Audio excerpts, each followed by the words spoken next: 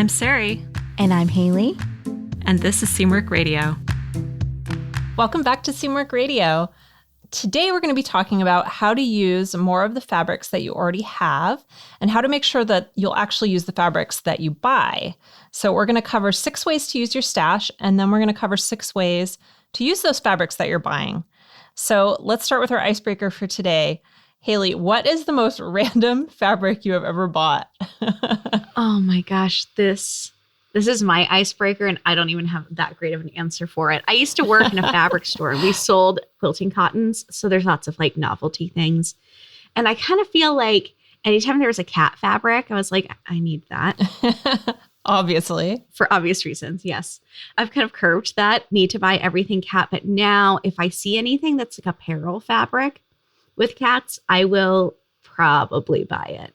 Probably. What about you? How can you resist those cats? You can't. Yeah, they're so charming. Okay, so for me, we were talking about this a little bit before, and you actually remembered it and told me the most random fabric that I've ever bought, which is, this was a few years ago. For a while there, I was like really into making activewear for myself, especially just little shorts and things like that for working out. And I bought all of this fabric from Spandex World. If you guys have ever looked at the website for Spandex World or been to Spandex World in New York, like they just have the craziest prints on spandex fabric. They're just like nuts stuff. And I went a little overboard and got all these really random, weird fabrics. I got one that had like chocolate chip cookies all over it. I had one that had like donuts all over it. I got one that was like just the brightest fluorescent pink that you've ever seen. Just like crazy stuff that is not normally my thing at all. But for some reason, I think with workout clothes, it's just like, I don't know, it can just be fun for me. It doesn't have to like match my style in any way. It's just a bunch of weird stuff. I'm fine with it. Totally. I just remember this day that the fabric arrived at the studio so clearly, and you were like so excited. You're opening this box and everybody was gathering around your desk. I'm like, whoa, donuts. I know. I think I actually ended up giving the donut fabric away. I think I gave it to Chelsea. Yes, and she made a swimsuit out of it. That's right. She made a swimsuit with it. It was awesome. I think there's a project diary on Seamwork, which I will now be linking in the show notes. So sorry, Chelsea. Not sorry. All right. Well, if you have an icebreaker for us for a future episode, you can post it on the community. We're going to put a link to where you can do that right in the show notes, so you can share that with us. We'd love to hear your ideas. We love having an icebreaker to start off the show. So I'm going to talk a little bit about stashes. So a lot of us have stashes of fabric, obviously, as sewers. It's kind of part of the fun of sewing is collecting fabric to some extent. But I feel like we have usually a section of that stash that really just sits around and collects dust that never seems to get used. I think this is true for a lot of us. Like some of it we cycle through, we shop our stash and use, and then other parts of it we just seem to have for years and years and years. So, Haley, what fabrics have you had the longest in your stash? I'm curious. The fabrics I've probably had the longest are vintage fabrics that aren't like really my taste, but they're one of a kind. I'll never find them again. And so they sit around, but I don't know what to do with them. I have this one wool, like tweed, kind of chunky wool tweed in this like really bright green color, very like 60s and cool. But like I have no clue when or where I would wear it or how. It's not really my taste, but I love it. I can't get rid of it. And it's a lot. Like it takes up a lot of room. Yeah, those woolly fabrics really do take up a lot of room. I'm the same way. I have a lot of vintage fabrics. I really like rayons from the 40s that have really fun prints on them. I have a bunch of those. And some of them I would say are my style and I could use them. But I think there's a little bit of a fear of not using them for the right project and wasting them because I could never get them back. Wait, that's true for a lot of fabrics. Like most fabrics you buy, you'll never be able to replace. But for some reason with these vintage fabrics, it just feels a lot more special and like it needs to be the perfect project in order to actually cut into them. Yeah. Do you think there's any other reasons why you tend not to use them other than that they're precious? I think, well, some of them definitely have more of like conversational prints on them, or they're just not very much, like the yardage isn't very much.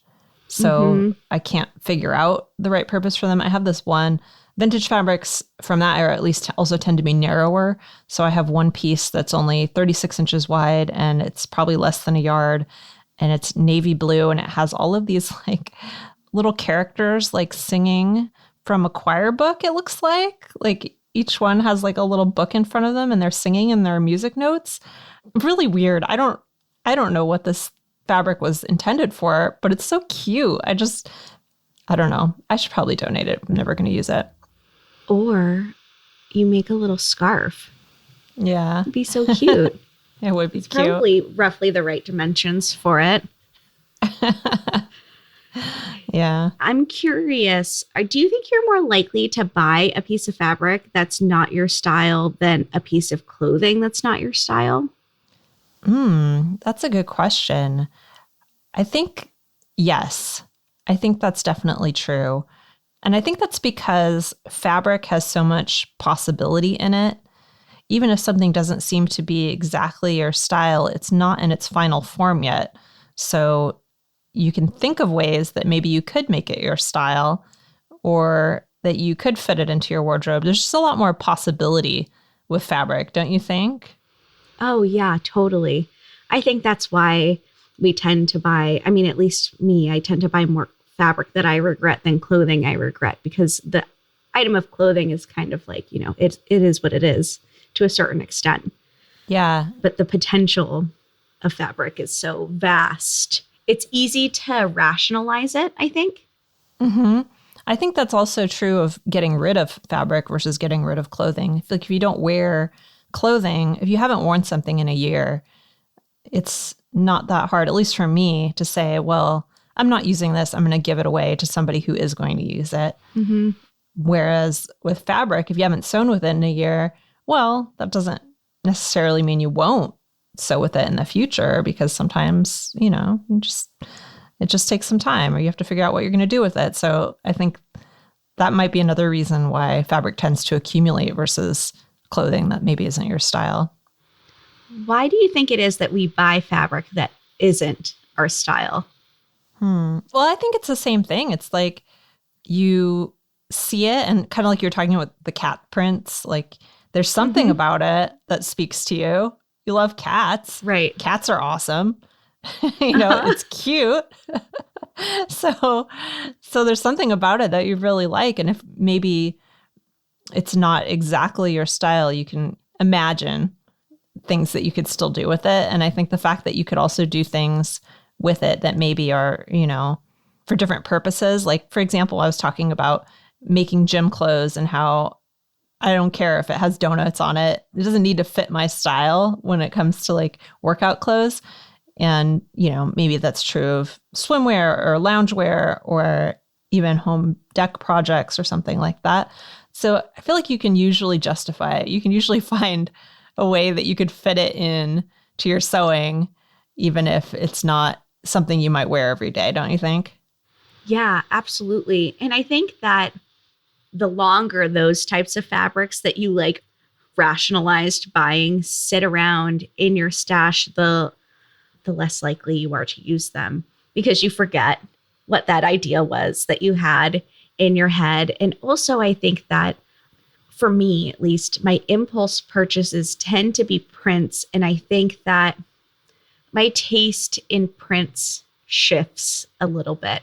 Not totally changes, but shifts a little bit every 5 to 10 years. So once they're there for over a few years, they're just out on Misfit Island.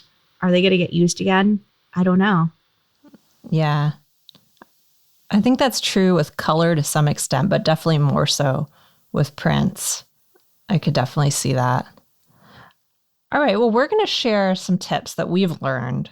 I'm going to start with some tips for actually using your stash, using what you already have. And then Haley's going to share some tips for using the fabric that you buy. So when you're buying fabric, making sure that you actually get use out of it.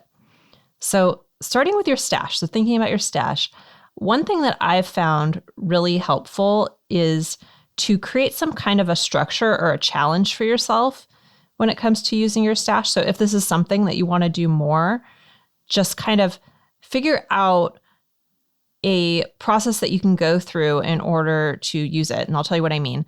So one thing that I try to do is use a stash fabric for every other project. So in order to not just keep buying and buying fabric and adding to my stash, I try to alternate. So one project that I make will use something that I already have. And then the next project I can buy a specific fabric for. And that has really helped me to cut down on the amount of fabric that I accumulate. I still buy those kind of impulse purchases or things that I have to have because they're just so beautiful or they're so, perfect for something that I could sew in the future. That still happens. But I find that when I do this, I'm able to both curb my spending a little bit and also use stuff that I already have, which is a win-win because I have a lot of great stuff in my stash. So that's the first tip, is to try creating a challenge for yourself. I like the alternating project challenge, but you could do it every third project, or you can create some other kind of structure that works for you. So our second tip is that you can use a visual search engine to get ideas for your fabric. So a visual search engine would be something like Google Images, or you could use Pinterest, which would be my preferred way to do it, and actually just look for things using the type of fabric that you have already and accumulate ideas that way. So kind of starting with your fabric and then getting ideas for using it by searching. Another thing you can do, and this is something that I do, is to start organizing, if you use Pinterest, organize your existing Pinterest boards into subboards based on the type of fabric that you would use. So this is something that I've done. I have kind of a board that's like a wish list of future projects that I want to sew. And I have it more or less organized by the type of fabric that I would use to sew it. So I have like a subboard that's white dresses. So I would use, white cotton fabrics for example, and they have all kind of a certain look to them. And so that can be really, really helpful just for pairing your ideas with specific fabrics. So I've found that really, really helpful for using fabrics that I already have, and also for shopping for new fabrics. Yeah, definitely. So that's really fun. The next one is to organize by fabric type and weight. So go through your stash and start getting your fabric organized. So if you keep all of your fabric kind of together, or you organize it maybe by color or something like that, which if that works for you, that's great. For me, I really find that I use my stash more if I have it organized by the type and the weight, because that way when I'm actually picking out a project to sew, it's a lot easier to find what I need. So I have a chest of drawers that holds most of my fabric. I have some stored away in bins in the garage, but I have kind of the more immediate fabrics stored in a chest in my sewing room. And I have each drawer labeled with the type of fabric that's in it. So I took a label maker and I labeled a drawer for linen. I labeled one for cottons. I labeled one for lightweight knits, one for sweater knits, things like that.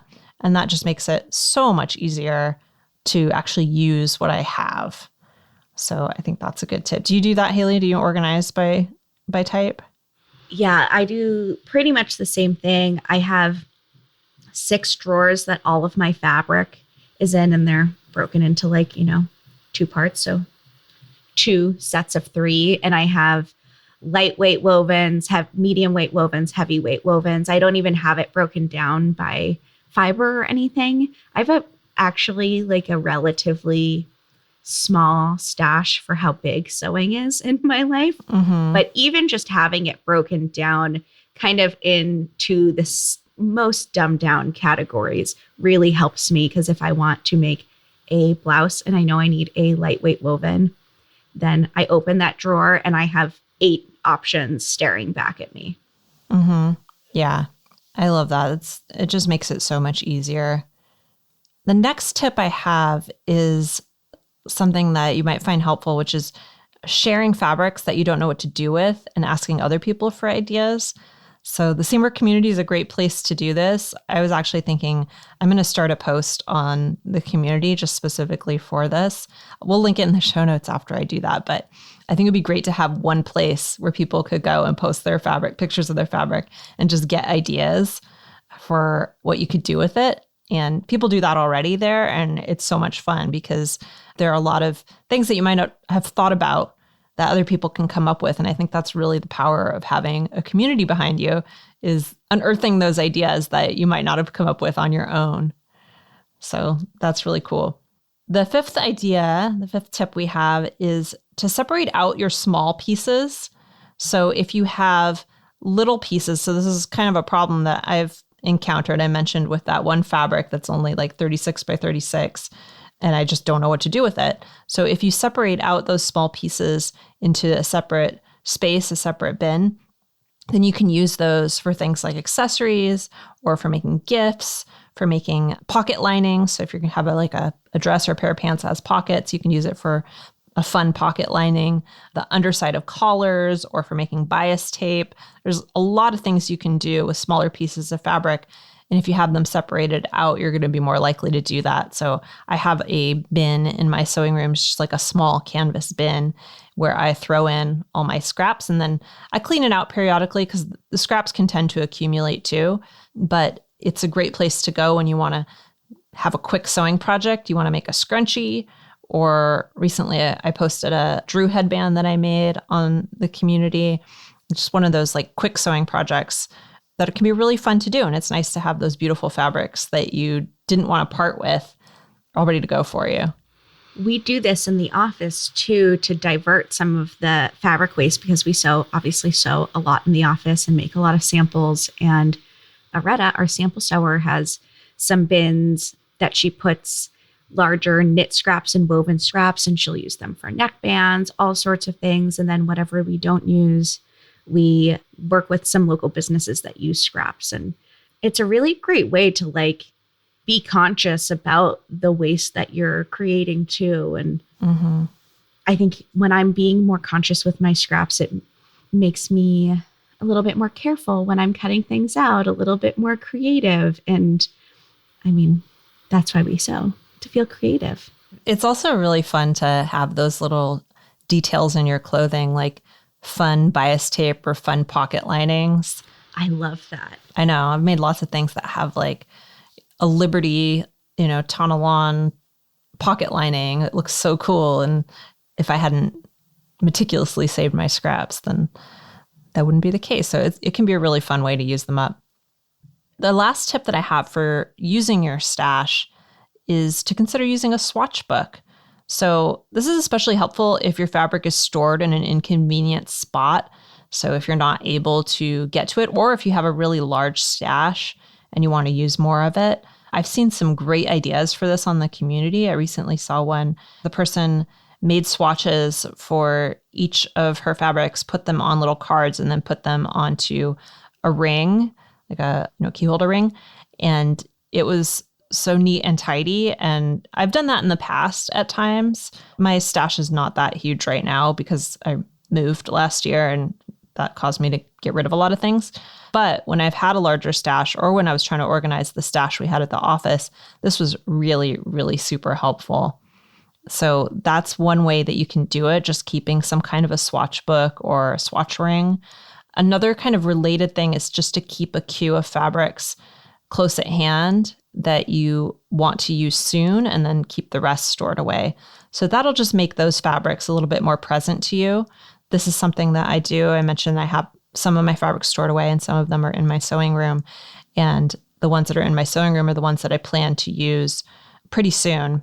That just really helps to keep them present and top of mind when I'm sewing, rather than everything being stored away and never looking at it.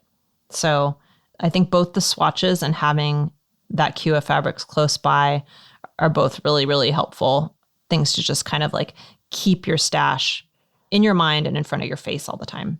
Totally. So those are the 6 tips that I have for using your stash. And then Haley's going to share some tips for actually using what you buy. So what do you have for us, Haley? Yeah, using your stash is really kind of half of the battle, especially when buying fabric is so fun. These steps are for making sure that when you are buying fabric, that it's fabric you're going to use. So my first tip is to buy prints with caution. I think that this is very dependent on your personal taste, but for me, I've been to a lot of fabric swaps. I've had, many iterations of my own personal stash. And when I go to a fabric swap, I swear that it is like, I don't know, do you feel this way, Sari? It's like almost all prints. Yeah, definitely. People buy them and they don't use them necessarily as much as they think they would. So I would just urge you to buy prints with caution. And that kind of leads me to my next tip, which is ask if this fabric is something that is true to your style. Is it true to you today? Would it have been true to you 2 years ago, 5 years ago? Sometimes for me personally, I find that if I think back and reflect on this, if the fabric is something that I would have liked 2 years ago, 5 years ago, 10 years ago, it's probably something that's very core to my personal style. It isn't something that I'm seeing a lot right now. My eye has acclimated to it, so it's trendy and I want it. I'm not being told I want it. I actually do want it. Mm-hmm. That's a really good point, is distinguishing those things. I think sometimes in the moment, it can be hard to even recognize what is something that you like because you like it or something that you like because you're just seeing it a lot right now. Right, totally.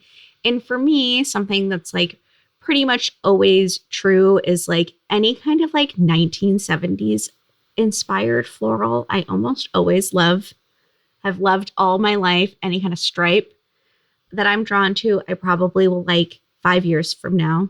So kind of determine those things that are historically true for you. And I find that chances are they'll probably be true to you moving forward. Mm-hmm. My third tip is if you see a fabric that you love, before you buy it, pause and think of 2 to 3 things that you could make with it. You don't need to start with like an absolute concrete idea, but if you just like the fabric because you like the fabric and you don't like the ideas of what the fabric could become, you may not have a good place in your stash. Tip number 4 is to make sure that you're documenting your ideas for your fabric. I know that I'm super guilty of having an idea and then completely forgetting it. So find some kind of system for documenting this. Sari mentioned using Pinterest. I think that's a really good idea if you like having that kind of stuff more saved digitally. Another thing you could do is use Post-it notes or an inspiration photo or anything like that. You can safety pin it to your folded up fabric. You can store the pattern that you want to make with it.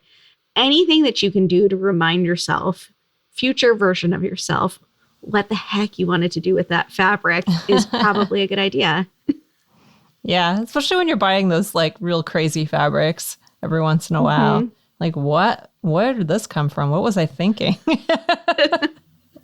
And then you can remind yourself, oh yeah, I was thinking this, I guess. I mean, who knows whether that idea will still feel great to you whenever you get around to the project, but at least you'll remember what the idea was. Yeah, it may or may not. Tip number 5 is to consider your climate and season. When I lived in LA, I accumulated like a lot of wool. What business I had buying a bunch of wool coatings, I don't know. But I bought them because I thought they were a great color or texture or, whatever. It was a good fabric. But consider your climate and the seasons that you sew for. Now that I live in the Pacific Northwest, I definitely use that type of fabric more often. And I have probably a little bit less purpose for seersucker and things like that in my wardrobe. So just make sure that at least what you're buying is kind of, makes sense for where you are, where you live. Yeah. And I think also making sure that, well, not all the time, but I think a lot of the time when you're buying a fabric that's out of season, So if it's, the middle of spring or maybe the beginning of spring, like it is right now in April when we're sharing this, you fall in love with a fabric that's like a heavy wool coating because you think, oh, I'm going to make a coat with it this winter or later this year. The chances of you doing that are a lot less the longer it sits around. So if it's going to be sitting around for 6 months, by the time you get to making a coat, you might not be as excited about it as you were when you bought it. At least that's been true for me. So I find that sewing things that are in season or buying fabric for things that are in season just means I'm a lot more likely to use it. Oh, absolutely.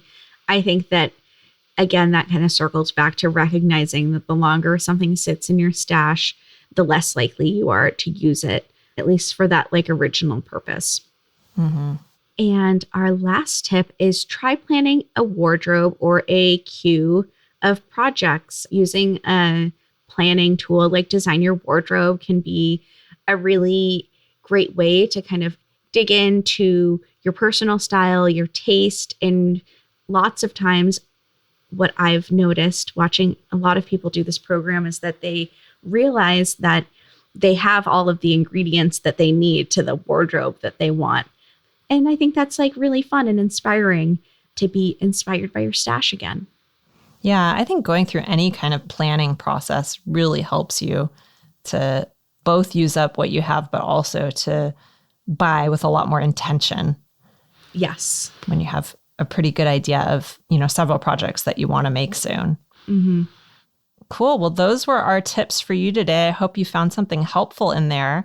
I'm going to recap what they were for you. So I shared 6 tips for actually using your stash. And those 6 tips are to create a challenge for yourself, like maybe using a stash fabric for every other project, using a visual search engine to get ideas for your fabrics, something like Pinterest, organizing your fabric by the type and the weight, sharing fabrics that you don't know what to do with to get ideas, and you could use the Seamwork community for that. Separating out small pieces, which are things that you could use for accessories and gifts and things like that, pocket linings, all those kinds of goodies. And maybe making a swatch book in order to organize your fabric and kind of keep what you have top of mind. And then Haley shared 6 tips for using what you buy. And Haley's tips were to buy prints with caution, to ask yourself if it's something that's true to you today, to think of 2 to 3 things that you could make with it, even if you don't have a concrete idea already, to document your idea for the fabric and keep it with the fabric, something like a Post-it note or a photo or something like that. Consider the climate and the season, so the climate you live in and also the season that you're in right now, and to try planning a wardrobe or a queue of projects, which can really help you to plan your fabric use a lot more. So those are our 12 tips for you today. I hope you found a lot of stuff that's useful in them. I know that some of these have been really, really helpful to me and have helped me to, buy less stuff that I don't use and also to use a lot of the things that I already have and really cut down on the size of my stash. So one thing that I would love to do is start a post on the community for people to share fabrics that they have and figure out what they want to do with them with some help from other people, other sewists. So I will start that post and then I will link it in the show notes so you guys can check it out. I also wanted to share that we have a free class right now to help you with changing necklines. So when you make a project, sometimes you want to change the neckline, like change from a V-neck to a crew neck or anything like that. So we have a free class that Haley has taught, and it's available on our website. You can go to seamwork.com/go/neckline if you want to check it out. And it'll give you a really good taste of what our classes are like if you haven't taken one yet.